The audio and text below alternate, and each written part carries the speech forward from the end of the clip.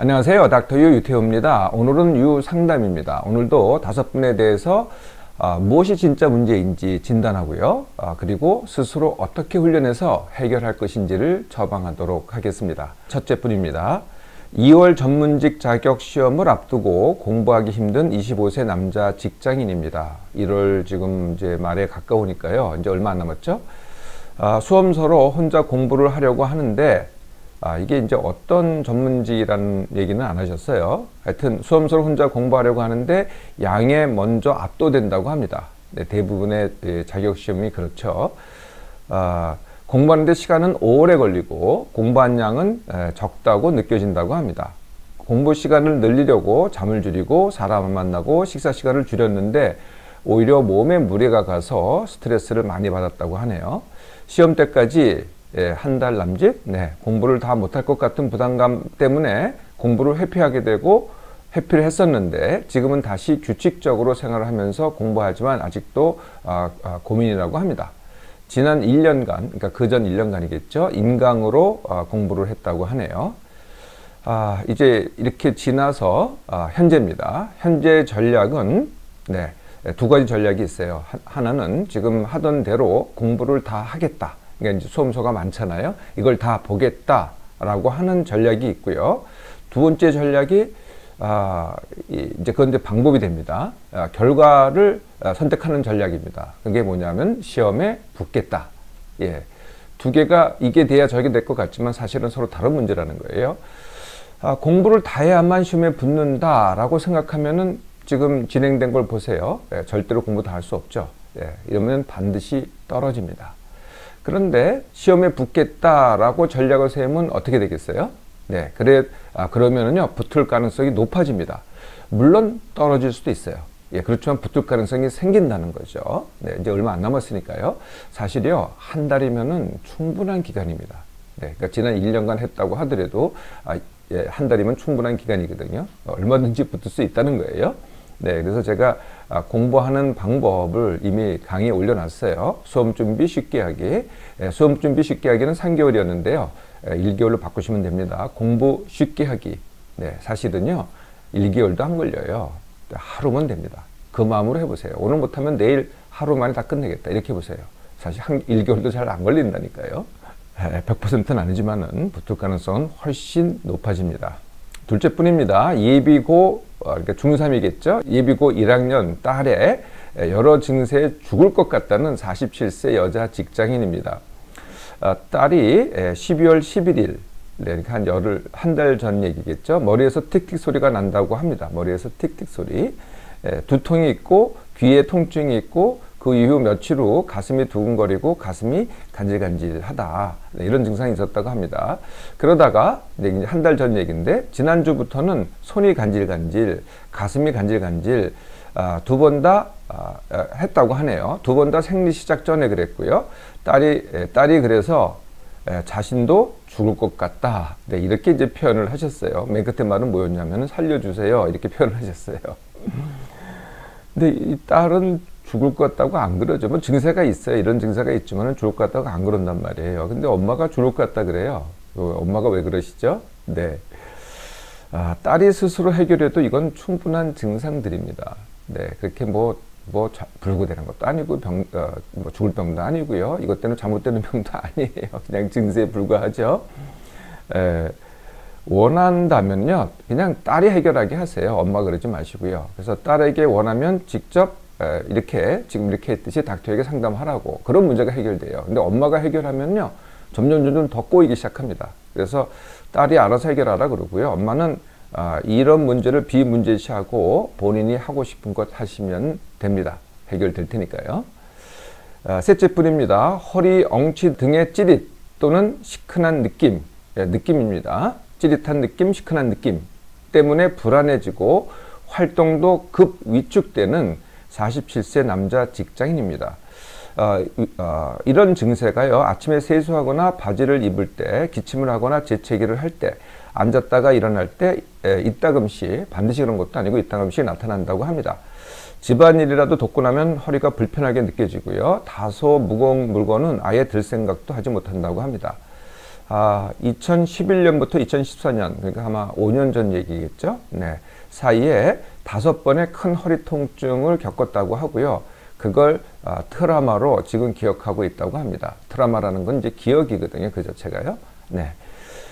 그 외에도 역류성 식도염이 있다고 하는데 그게 허리 통증과 관계가 있는지, 아니면은 어깨 뭉침이 있는데 그것이 허리 통증과 관계가 있는지 궁금하다고 했네요.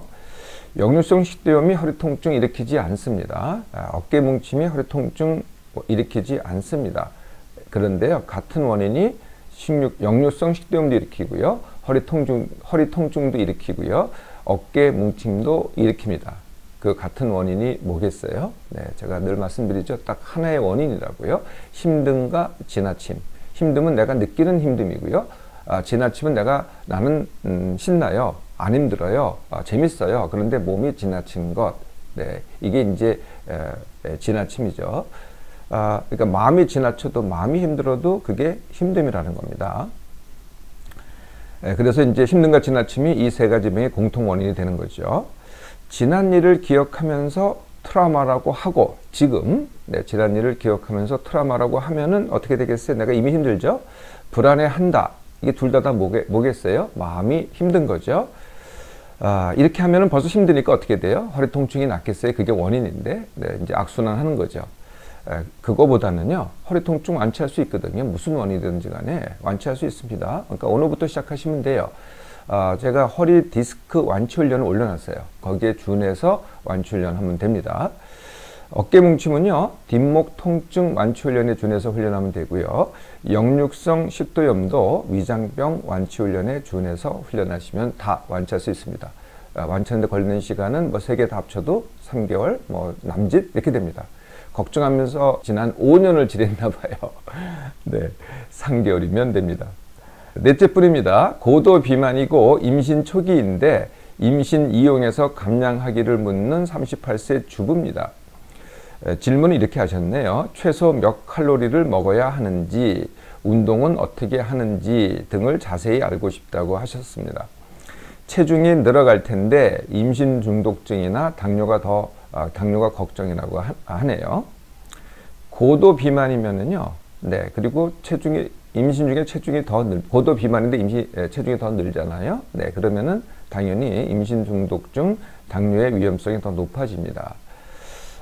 현재 어떤 선택을 이분이 하고 계실까요? 네, 그러셨죠. 체중이 늘어갈 텐데, 이 말은 뭐예요?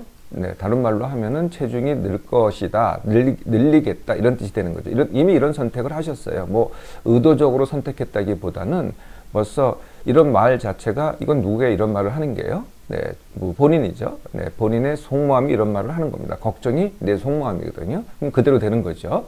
네, 이미 이런 선택을 하셨어요.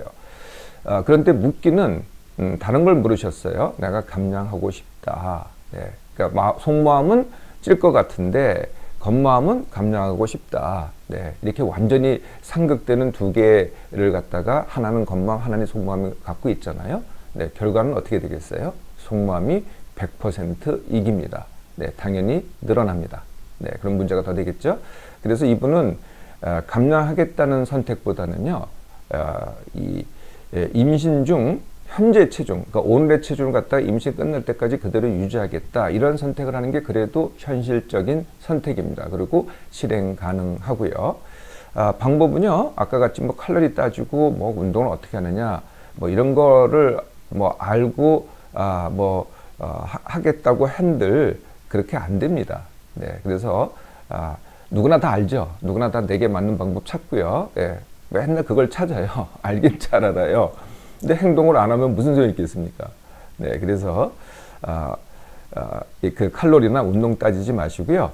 제일 쉽게 이렇게 보세요. 기억해서 어제만큼 먹기. 네, 어제만큼 먹기라는 것은 양만, 종류와 칼로리 따지지 말고요.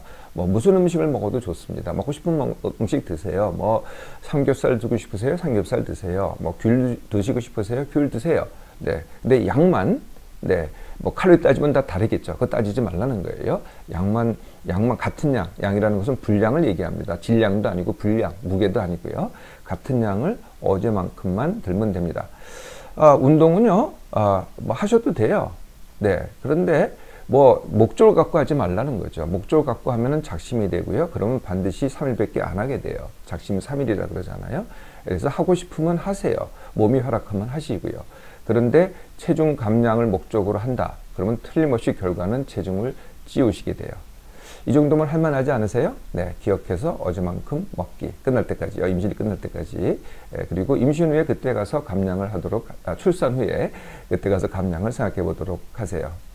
마지막 5째 분입니다. 33주 임신인데 태아 체중 미달의 원인이 답답한 39세 주부입니다. 현재 임신 시기라는 게 있죠. 임신 시기에 재태령이라고 합니다. 임신 시기에 적정한 체중은 이제 2kg인데 현재 재봤더니 1.5kg이라고 들었다고 합니다. 근데 4주 전에는 별 문제가 없다고 들었다고 하네요. 그래서 4주 만에 이렇게 체중이 안 느는 문제가 생겼는데 갑자기 그렇게 된 원인이 무엇인지 이게 답답하다는 겁니다. 그래서 이제 본인이 여러 가지를 이제 다 이런 고민을 하죠. 네, 왜라는 질문을 한다는 거예요. 닥터는 왜라는 질문을 하지 말라 그러잖아요. 네, 왜라는 질문보다는 어떻게라는 질문이 훨씬 나은 질문이다. 근데 이분은 이제 왜라는 질문을 굉장히 많이 하셨어요. 그래서 나름대로 답을 굉장히 많이 열거를 하셨어요. 이분이 말한 얘기를 얘기해 보겠습니다.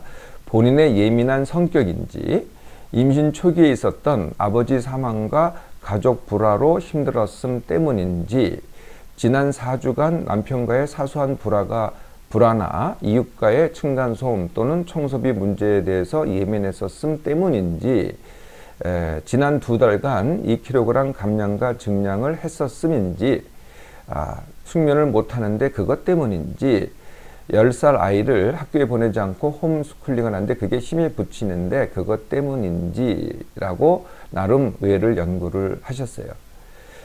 늘 말씀드리지만 원인보다 더 중요한 거는요, 지금부터 어떻게 할 거냐는 거거든요. 근데 그 어떻게 할 거냐에는 두 가지가 있습니다. 첫 번째는 이걸 이제 태아 입장에서 보는 거죠. 산모 입장보다는요. 태아 입장에서는 자궁 속에 현재 33주지만은 자궁 속에 있는 것이 더 나은지, 아니면은 출산해서 인큐베이터에 들어가는 것이 더 나은지, 이런 선택입니다. 네, 이건 이제 본인은 못하죠. 네, 이거는 의사 선생님만 할 수 있습니다. 그래서 이전까지는 뭐 한 달에 한 번씩 이렇게 체크를 받았잖아요. 산전 진찰을. 근데 지금부터는 아마 일주일에 한 번, 아니면 더 빨리 수도 있을 겁니다. 더 자주 아마 체크를 받으라고 할 겁니다. 예, 그래서 문제가 없으면은 그대로 임신을 지속하는 거고요. 야, 이거 안 되겠다. 그러면은 이제 출산을 어떤 그게 제왕절개가 됐던, 아니면은 유도분만이 됐던 출산을 해서 인큐베이터에 들어가는 것이 더 나은 선택이 되는 거죠. 그건 이제 의사 선생님이 하실 겁니다. 굳이 원인에 대해서 알고 싶다라면은 아까 이분이 생각한 원인은 하나도 직접적인 원인은 아닙니다. 가장 직접적인 원인은요, 비만이 원인입니다. 네, 여러 가지 산모의 원인이 있고요, 또 태반하고 그 다음에 택줄의 원인도 있고요. 네, 그 다음에 아이 자체의 그러니까 태아 자체 원인도 있는데, 임신 말기가 되면 태아 자체 원인은 거의 없습니다. 네, 산모의 원인이죠. 또는 태반과 택줄의 원인이죠. 네, 그래서 이 자궁과 태반이 문제다. 네, 그래서 이게 문제면은 이제 자궁 태반 기능 부전이라고 얘기를 합니다. 자궁 태반 기능 부전. 네, 자궁 태반이 어떤 이유든 태아에게 충분한 영양과 산소를 공급하지 못한다는 거죠. 네, 이걸 갖다가 자궁 태반 기능 부전이라고 하는데, 그것의 가장 흔한 원인이 비만입니다. 그러면 왜 여지껏 멀쩡하다가 지금 그러느냐? 네, 그동안에 그런 게 쌓여 있다가 지금 나타날 때 그게 나타나는 거죠. 그런데 그렇다고 해서 당장 나쁘게 되는 건 아닙니다. 네, 이게 뭐 하루 이틀 있었던 문제도 아니고요. 그래서 그냥 조금 발육이 늦을 뿐이지 그런 대로 진행할 가능성이 훨씬 높습니다. 아까 말씀드린 대로 이제 선생님이 알아서 할 거고요. 지금 당장 그래서 내가 비만을 해결하고 싶다. 네, 그건 더 문제입니다. 네, 그래서 본인은 할 게 없어요. 그냥 의사 선생님이 하라는 대로 안정을 취하시고 출산할 때까지는요. 네, 그렇게 하신 다음에 비만에 대해서는 출산 후 감량 다지기 훈련을 할 것인가, 그때 생각해 보시면 됩니다. 오늘도 5번 말씀드렸고요. 네, 제가 늘 말씀드리지만은 내 몸, 내 마음, 내 삶은요 딱 한 번만 존재합니다. 어떻게 하든지 쉽게 하시고요. 많이 즐기시기 바랍니다.